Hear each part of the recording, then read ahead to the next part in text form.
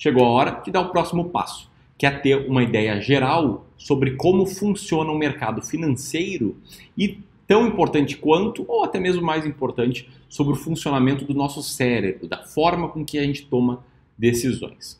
Ter uma boa noção desses dois pontos vai te dar uma grande vantagem competitiva no mundo dos investimentos. E isso é tudo que você precisa, ter essa vantagem competitiva para traduzir ela em mais dinheiro no longo prazo, né? Sempre aliado com aqueles pontos que a gente controla na nossa relação com investimentos.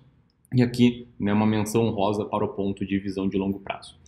Para isso, eu vou te mostrar alguns pontos nessa aula. O primeiro deles é te comprovar com alguns fatos, né, que a natureza dos seres humanos como um todo é acreditar em histórias. 3 exemplos aqui e talvez você até acredite em algum deles. O primeiro, aquela velha frase, né, que talvez a tua mãe, teu pai ou a tua avó te falava quando você era menor, que era, olha, nem pensa em ir para a piscina, nem pensa em ir nadar depois de comer.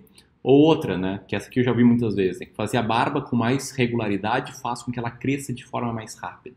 Ou ainda uma terceira, que é sobre a Grande Muralha da China, que dizem que ela era visível do espaço.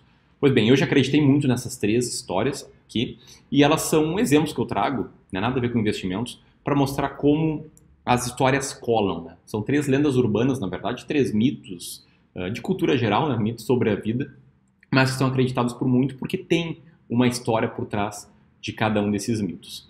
E por que a gente funciona assim? Porque histórias conectam as pessoas, elas facilitam a transmissão do conteúdo, elas dão credibilidade para aquilo que a gente está falando, para aquilo que a gente está argumentando e nos confortam, aparentemente, dando um motivo para coisas sem motivo ou uma explicação para coisas um pouco mais complexas. Falando um pouco mais de mercado financeiro, essa é a coisa mais comum do mundo, né? A bolsa subiu hoje porque os investidores estão achando que está para sair uma reforma da Previdência. Ou a bolsa caiu hoje por preocupações com os Estados Unidos, e aí por diante. Isso é um exemplo, né, conectando esse ponto com o mercado financeiro. Tem um estudo muito legal, tá, de Skinner. Skinner é um psicólogo bastante famoso nos Estados Unidos e um grande estudioso do comportamento humano. Ele colocou várias pombas no ambiente controlado do estudo e ele dava alpiste para ela, né, ração de tempos em tempos para as pombas. E ele começou a perceber que cada uma das pombas criou a sua própria narrativa do que elas deveriam fazer para receber mais ração, mais alpiste. Então uma pomba ali que ficava na direita, ela pulava 3 vezes, a outra ficava batendo a cabeça no chão, a outra ia para um lado e para o outro, e aí por diante. Porque a cada 1 minuto, ou a cada 2 minutos, enfim, um intervalo controlado de tempo, ele ia lá e botava mais ração. Depois que elas criaram suas próprias narrativas, que aparentemente, né, funcionavam, porque sempre que elas faziam isso, acabava vindo a comida, ele começou a mudar a frequência temporal com que ele dava a ração. Começou a diminuir, dar de menos e menos tempo, ou muitas vezes, né, dar quando elas não seguiam o padrão, ou seja, tentando mostrar com evidências de aquele padrão que elas estavam fazendo, aquele padrão de movimentação, de comportamento, não estava certo.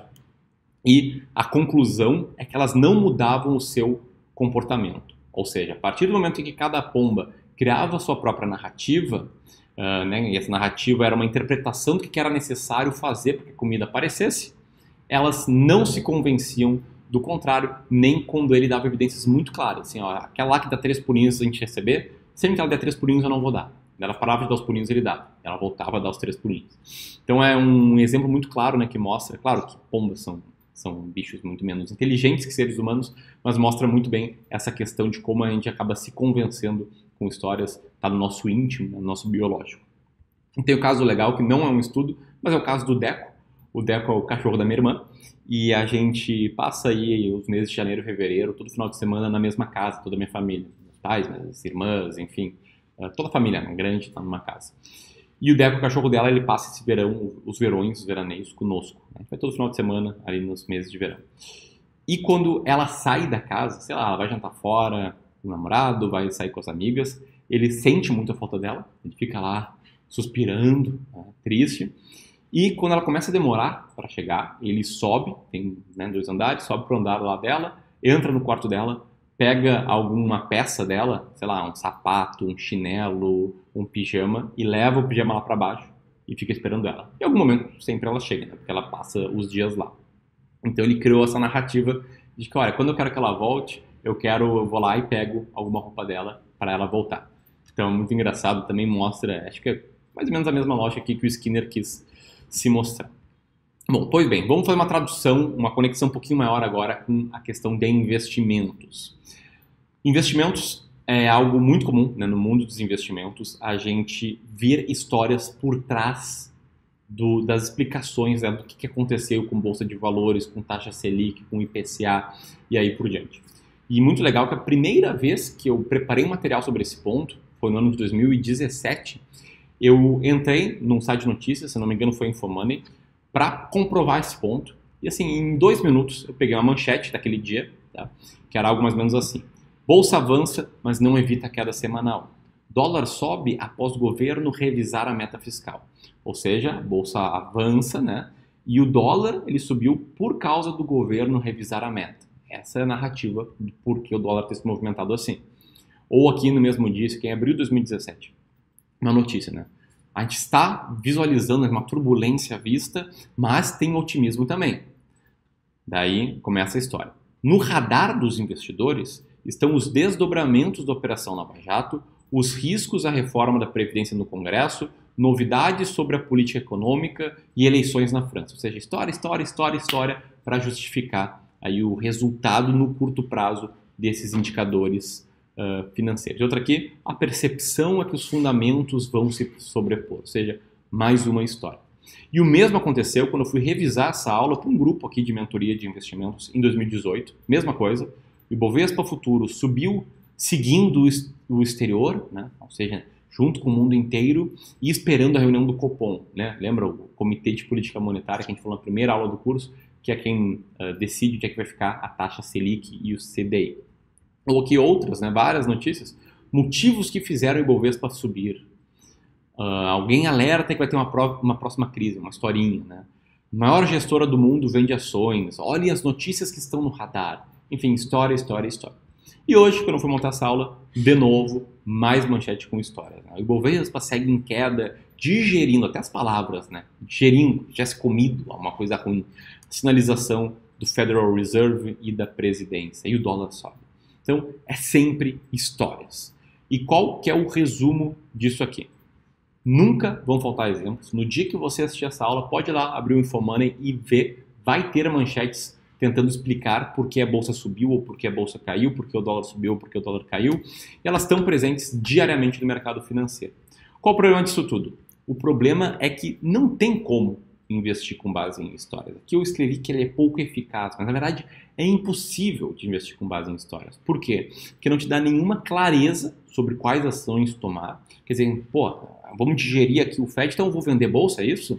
Eu não compro? E se ela crescer? Ela tende a crescer no longo prazo. O que eu faço? Não tem como criar algo sustentável, algo tangível para tomar decisões. E além disso, essa dinâmica acaba criando muitos mitos, né? A gente vai ter uma aula aqui com 7 mitos, e aqui eu já antecipei um, que nem está na aula, mas é um mito muito forte, né? Que é o que o crescimento econômico impulsiona o retorno das ações.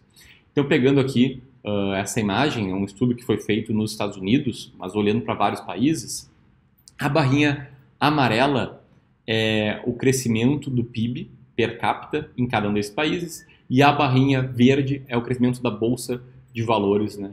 Ao longo de mais de 10 décadas seguidas. Então pode ver que o país em que o PIB mais cresceu, que foi o Japão, a bolsa estava longe de ser a melhor. No segundo país em que o PIB mais cresceu, que foi a Itália, a bolsa subiu menos do que o PIB.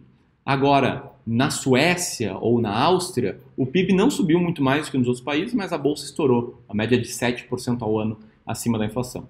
Ou seja, não tem muita relação PIB com bolsa. Pode olhar só o Brasil ali entre 2014 e 2019, quando o PIB ficou lateralizado, ou até caiu um pouco, a bolsa subiu um monte, né? Quase triplicou de valor. Então, esse é o problema por trás do investimento baseado em histórias. A gente vai falar um pouco mais sobre isso ainda, tanto nessa aula quanto na próxima.